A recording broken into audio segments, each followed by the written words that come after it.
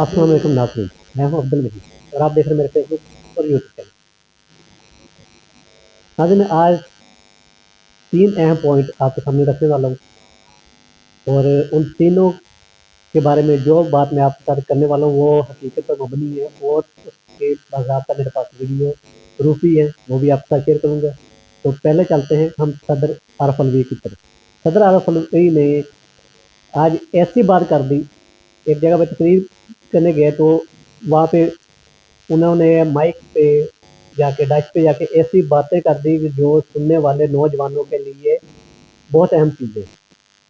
उन बातों में उन्होंने सबसे जो मेन बातें की है वो आपके साथ डिस्कस करूँगा, उसके बाद उनकी जो वीडियो आई है वो आपके साथ शेयर कर दूँगा। तो उन्होंने कहीं पे आती है एक बात कही कि मैंने बहुत कोशिश की, मैंने अपनी ज़िंदगी का एक अता लगा दिया कि मैं नौजवान नस्ल को सियासत की तरफ लेके आऊँ, उनका जमहूरियत पे एतबार बनाऊँ ताकि वो इस फील्ड में आएँ और पढ़े लिखे लोग हैं।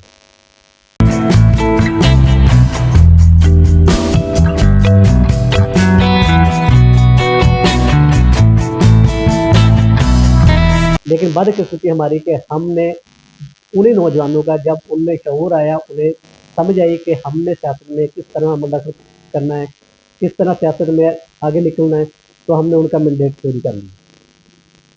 और अगर इस तरह मैंडेट चोरी होते रहे, इस तरह काम होते रहे तो जवान सियासत की बजाय किसी और रास्ते पर न निकल जाए, इस बात का मुझे डर है। तो ये बात की है सदर आरफ अलवी साहब ने। तो ये वीडियो फुटेज आपके साथ चलाने वाला हूँ, पहले ये वीडियो फुटेज देख लें। बाकी इसके बाद मैं आपको बताऊंगा कि शेर अफजल मरवत ने आज क्या कहा और पार्लियामेंट में बैठकर ओन आवास में आज क्या बातें की है, किस तरह जज्बाती होकर उन्होंने अपना तमाम दर्द पार्लियामेंट में बताया। वो तमाम चीज़ें आपके साथ इस वीडियो फुटेज के बाद शेयर हुई। मैं आज तकरीबन 11 महीने के बाद सेनेट में तकरीर कर रहा हूँ सर। आखिरी तकरीर मैंने की थी सर तकरीबन मार्च 2023 में। मुशाहिद साहब, मैं आपकी बात और सारे सीनियर जितने बैठे हैं, ताजदा साहब आपकी भी एक तरह थोड़ी सी अटेंशन, बजिंदर साहब, 11 महीने बाद सर मैं यहाँ पे तकरीर कर रहा हूँ। इस 11 महीने में मेरे साथ क्या क्या नहीं हुआ सर, उसकी थोड़ी सी बाज़गश्त होनी चाहिए। And this is very emotional sir. 9 मई का वाक़या हो गया सर, 9 मई के बाद रुपोश हो गया। 4.5 महीने सर मुख्तलिफ घरों में छुपे रहे सर, कभी किसी के घर कभी किसी के घर, बच्चे लेके दर बदर घूरते रहे सर। जगह खत्म हो गई, गाड़ियां नंबर प्लेटें तब्दील करनी पड़ी। मेरे बेटे ने मुल्क से बाहर जाना था, छुपा के उसको एयरपोर्ट से वापस भेजा और पता नहीं क्या क्या नहीं हुआ सर। 4.5 महीने बाद अमंग ऑल माय कुलीग्स मुझे उठा लिया गया जी लाहौर डिफेंस से। 14 दिन सर मैं कहीं रहा। 14 दिन में जो भी चिल्ला काटा सर, वापसी पे एक स्टेटमेंट दे दी थी जिसमें 20 सेकंड की एक वीडियो स्टेटमेंट दी कि मैं तहरीक इंसाफ जनूबी पंजाब की सदारत से इस्तीफा देता हूं और 9 मई की मजम्मत करता हूं और मुझे आजाद कर दिया गया। आजाद तो हो गया सर, लेकिन एक जिंदा लाश हूं मैं, एक ऐसी जिंदा लाश जो ना सोच सकता है, ना समझ सकता है, ना बोल सकता है। मुझे नफरत होती जा रही है सर इस ऐवान में बैठ के, इस तस्वीर की तरफ देखते हुए जो मुझे इस चीज का यकीन दिलाती है कि मैं आजाद हूं। मैं आजाद नहीं हूं। अगर मुझ में सोचने समझे की सलाहियत ये रियासत नहीं दे सकती तो मेरा यहां जीने का हक भी नहीं बनता। कौन होता है कि मुझे डिक्टेट करे कि मैं क्या कहूं और क्या सोच सकता हूं? आपको अंदाजा नहीं कि सर पिछले 6-8 महीने कितने कर्म में गुजारे हैं। सारे लोग यहां बैठ के चाय पी रहे होते थे, सेनेट का सेशन में देख रहा होता था जब मैं घर में छुपा होता था। ये बातें करना आसान है सर। आज आप रिगिंग की बात कर रहे हैं, जो कुछ हमारे साथ हुआ है मुझे आज तक एक प्लेटफॉर्म नहीं दिया गया। अफसोस होता है सर कि यहां बैठ के सारे बात करें रेगिंग पे, लेकिन उन बेचारे वर्करों के साथ, वो हमारे दोस्तों पीटीआई के लोगों के साथ जो कुछ हो रहा है आज तक किसी ने उस पर बात नहीं की। सर यकीन जाने में अगर एक रुदात सुना दूंगा आप परेशान हो जाएंगे। उन 4 महीने में जब छुपा हुआ था मेरा घर गिरा दिया गया सर, मेरी फैक्ट्री, मेरे कारोबार बंद कर दिए गए।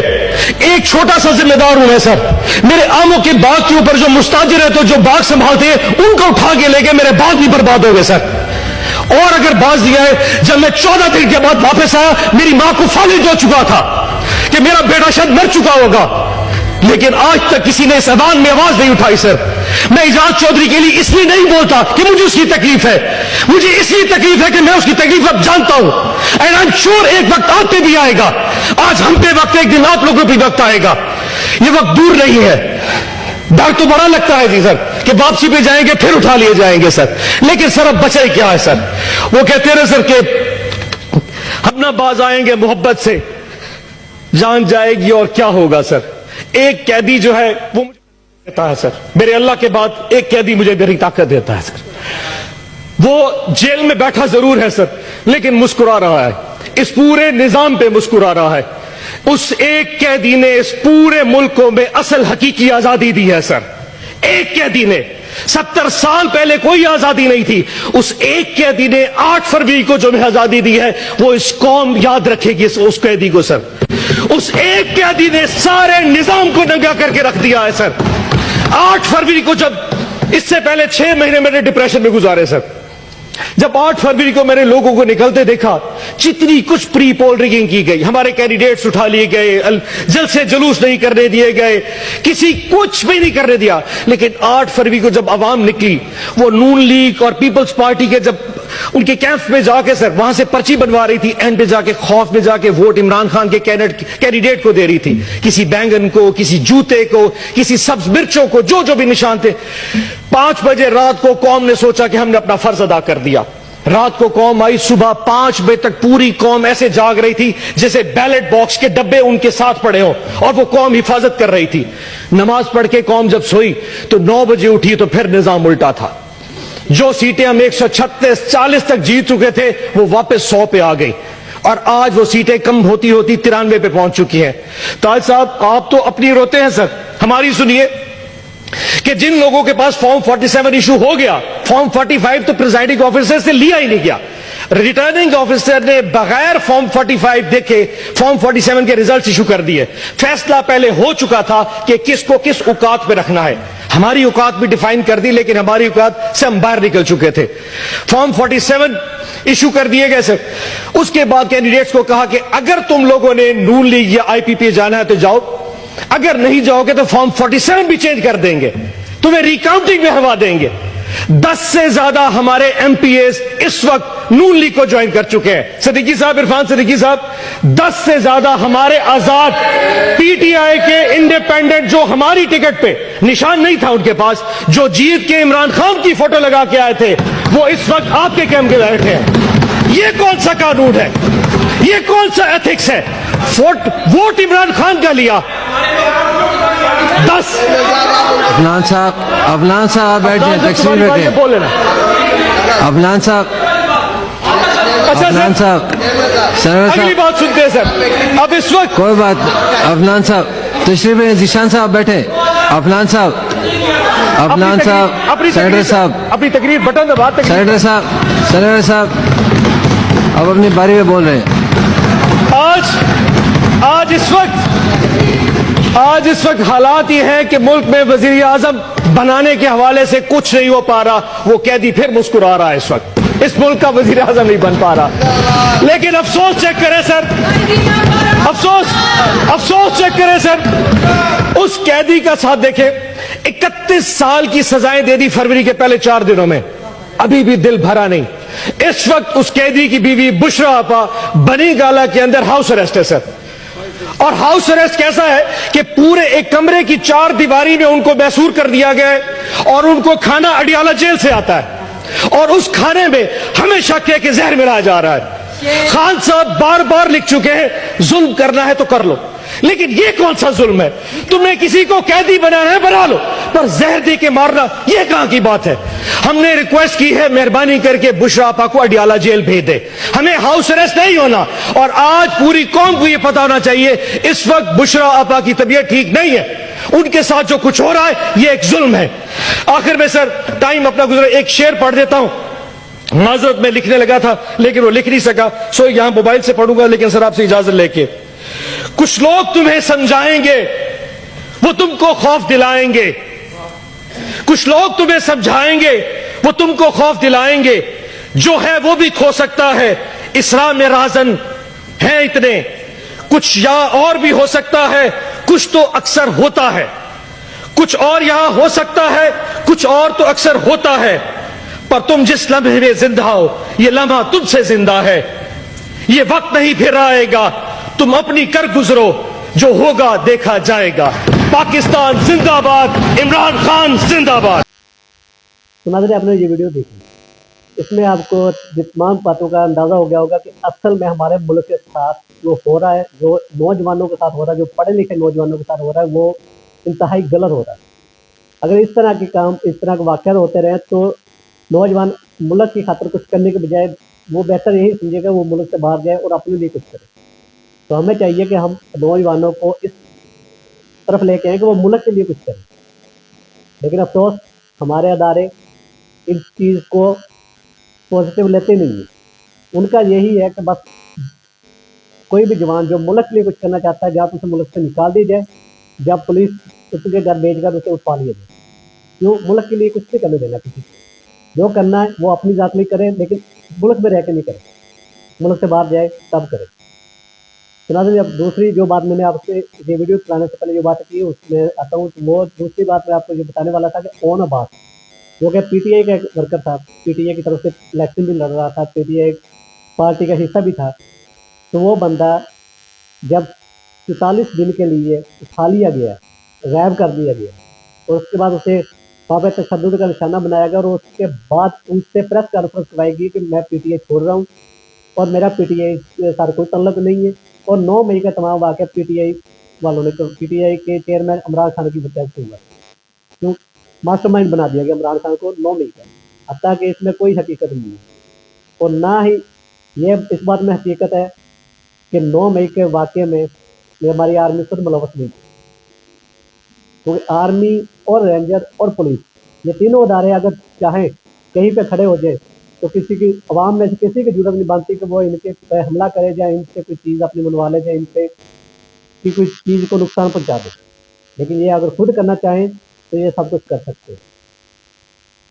तो यही बात, यही रोना ओन अब्बास ने रोया, और उसने ये भी कहा पार्लियामेंट में खड़े होकर कि जब मुझे उठा लिया गया, मेरे साथ तशद्दुद किया गया और मुझसे ये वीडियो बयान दिलवाया गया, तो उसके बाद जो मेरी फसलों का नुकसान किया, आम के बागान का नुकसान किया, मेरे घर का नुकसान किया, मेरी फैक्ट्रियाँ का नुकसान किया, तो उसका जिम्मेदार कौन है? और थोड़े से इसमें जज्बाती होकर भी उन्होंने कुछ बातें करी आपके साथ, वो आपने तमाम बातें वो पूरी वीडियो आपके साथ शेयर करने वालों को वीडियो देखिए। When you defy a mandate, how can there be peace in this country? आप समझते हैं टैलेंट ऐसे ही आ जाता है? इतने अच्छे लोगों को सारी उम्र में लगा रहा तुम सियासत में आओ, और अब क्या तमाशा देखता हूं कि अच्छे लोगों को मार मार कर, लड़ाई कर करके अच्छे लोगों को, आप में से कौन सियासत में आएगा? ये जो एक्सपर्ट्स हैं डरते रहेंगे। When you push your talent away, जो फाइनेंशियल इंक्लूजन है वो पॉलिटिकल इंक्लूजन के बाद मैंने आपसे कहा कि decision making is poor. So if you have poor decision making, the country will go the same direction. This is interact country के अंदर resources नहीं बनाते मुल्क को। मेरे भाई diplomat from Oman, good decision making. Singapore, Dubai, nothing in the ground, progress किया, nothing in the ground. जमीन से उनको कुछ नहीं मिला, न तेल मिला, न मादनियात मिली, पानी की किल्लत मिली सिंगापुर को, but good decision making. Simple लोगों ने सही फैसले किए, कोई आइंस्टाइन की जरूरत नहीं है आपको।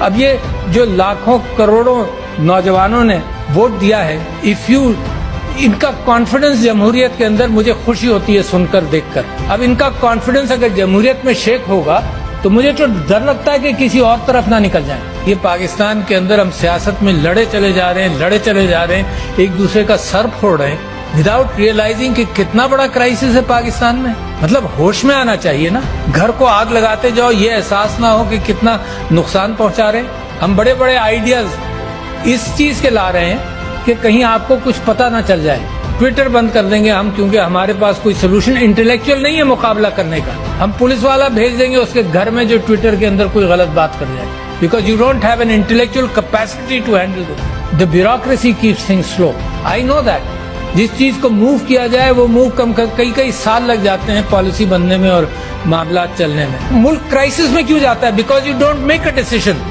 which is necessary. हमने कहा कि यार ये तो बड़ा आसान सिस्टम है, टेक्नोलॉजी आ गई है, तो ओवरसीज पाकिस्तानीज के लिए हमने कहा कि इसके थ्रू वोट होगा, सिक्योर कर लेंगे सब कुछ, इलेक्ट्रॉनिक वोटिंग मशीन कर दो, लोग घबराते हैं. क्या हुआ? बैलेट पेपर वहीं प्रिंट होगा, जब आप बटन दबाएंगे कि मैंने बल्ले को वोट दिया या तीर को दिया या किसी और को दिया, वोट प्रिंट होगा, आप देख लें, इसको लपेट कर बैलेट बॉक्स में डाल दें. मगर जो कैलकुलेटर है, simple calculator of the 50s and 60s, यार कोई बड़ी नई टेक्नोलॉजी भी नहीं है, वो काउंट रख लेगा. अच्छा ये काउंट है और वो काउंट है, उसको मैच कर लेना. अगर डिस्क्रेपेंसी है तो इवन आउट कर लो, कोई कानून पास कर लो कि डिस्क्रेपेंसी कैसे हैंडल होगी.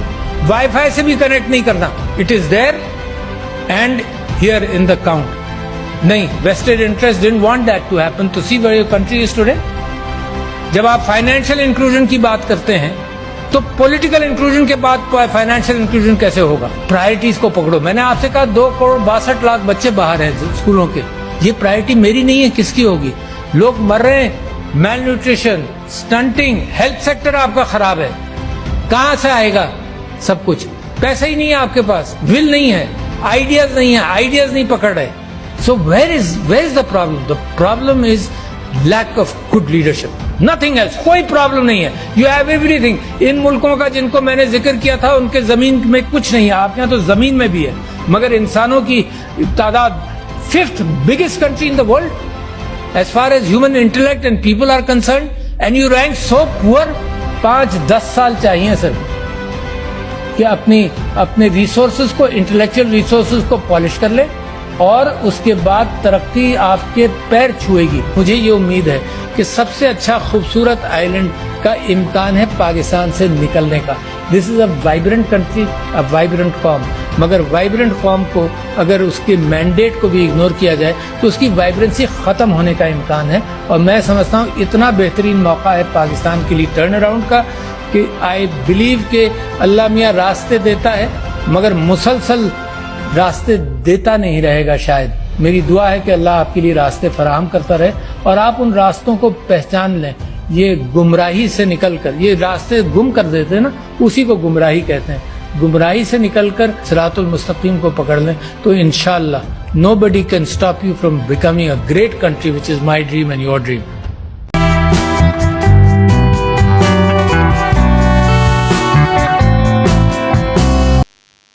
तो नाज़रीन, आपने जो वीडियो देखी कि किस तरह पीटीए वर्कर्स के साथ किया गया, और जो उनके फैक्ट्री में या उनके बागात में या उनके घरों में मुलाजिम थे, उनके साथ किस तरह का सलूक किया गया. पुलिस वहाँ पे गई, वीगो डाले वहाँ पे गए, उन्हें उठा लिया गया. ये तमाम चीज़ें को देखते हुए और तमाम जो सूरत हाल अब तक पाकिस्तान में चल रही है, उन तमाम सूरत हाल को देखते हुए यही नज़र आ रहा है कि ये जो कुछ हो रहा है, ये प्लान का एक हिस्सा है. और प्लान वही है जिसे बहरहाल न्यूज़ में भी कहा जा रहा है कि यह लंदन प्लान है, यह लंदन प्लान का हिस्सा है. और इस पर अमल करने वाले कौन है? बदकिस्मती से वो जिन्हें हम अपने मुहाफ़िज़ समझते हैं, जिन्हें हम अपने मुल्क का 85% बजट दे देते हैं, वही हम कि वो हमारे हिफाजत करेंगे, लेकिन वो हमारे हिफाजत नहीं कर रहे, बल्कि हमें खा रहे हैं. यहाँ से घरों से उठाए जा रहे हैं लोग, तमाम चीज़ें हो रही. तो रात गए घरों में डाले जाते हैं तो बंदों को उठा दिए जाते हैं. तो इन्हीं चीज़ों पे शेर अफजल मरवत ने आज मीडिया से ये कहा कि मुझे पाकिस्तान का कानून ये इजाज़त देता है कि अगर कोई बिना किसी वारंट के मुझे दिखाए बिना मेरे घर में घुसे तो मैं उसे गोली मार सकता हूँ.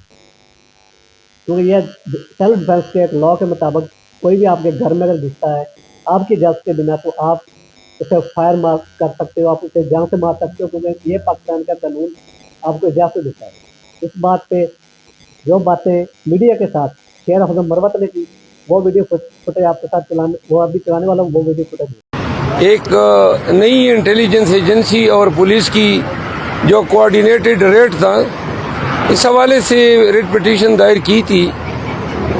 मेरा मुलाजिम जो है वो अभी तक उन्होंने छोड़ा नहीं है, न मेरा लैपटॉप वापस किया है, मेरे घर के दरवाजे तोड़े, मेरे अहले खाना को हरासा किया, मेरे मुलाजिमीन को मारा पीटा. ये इंसानियत से गिरी हुई हरकत है. और अफसोस की बात यह है कि एक इंटेलिजेंस एजेंसी जिसके ईमा पे ये हुआ है, उनके हुकाम से मेरी रिक्वेस्ट है कि आपका मैंडेट नहीं है, اور میرے ملازم کو چھوڑ دیں اور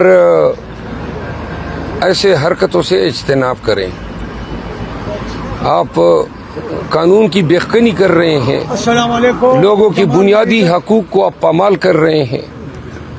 یہ ہمارے فنڈامنٹل رائٹس ہیں, ہمارے چادر چار دیواری کا تقدس. اور ان ہتھکنڈوں سے آپ کیا کرنا چاہتے ہیں؟ رات کے 1:30 بجے کس لیے میرے گھر میں آپ آ رہے ہیں؟ اس وقت تو میں نے احترام کیا, لیکن خدا کی قسم اب آپ نہ گھر چھوڑوں گا, نہ بھاگوں گا, اور نہ آپ کو گھر میں گھسنے دوں گا. مذاق بنایا ہوا ہے, یہ تو نیری بدماشی اور گنڈا گردی ہے جو آپ لوگ کر رہے ہیں. میرا ملازم اگر شام تک نہیں آتا ہے تو میں پریس کانفرنس کر کے اس کے جو اصل کردار ہیں ان کی شناخت کروں گا اور بتاؤں گا قوم کو کہ کون لوگ ایسی حرکتیں کر رہے ہیں. اور آئی جی اسلام آباد اور پولیس کو یہ سہولت کار بنے ہوئے ہیں, لوگوں کے گھروں میں یہ گھستے ہیں اور ان کو پروٹیکشن دیتے ہیں, وردی فراہم کرتے ہیں. ڈاٹے باندھ کے رات کے 1:30 بجے آپ جاتے ہیں لوگوں کے گھروں میں.